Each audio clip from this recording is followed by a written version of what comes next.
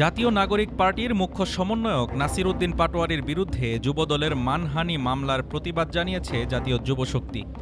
তারা এই মামলা উদ্দেশ্যপ্রণোদিত এবং তরুণ রাজনীতিকে ভয় দেখানোর চেষ্টার অংশ বলে উল্লেখ করেছে।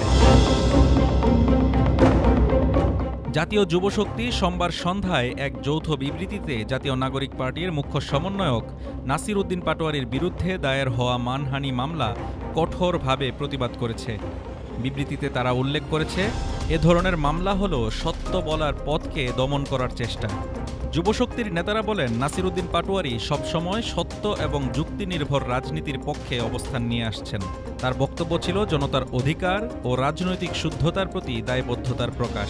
অভিযোগ চাঁদাবাজ ও তাদের অপরাধ লুকানোর জন্যই তার বিরুদ্ধে মিথ্যা মামলা দায়ের করা হয়েছে।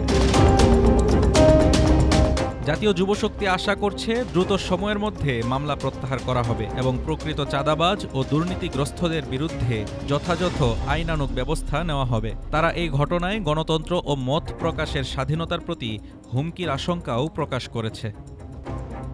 Desk report, Dhaka today.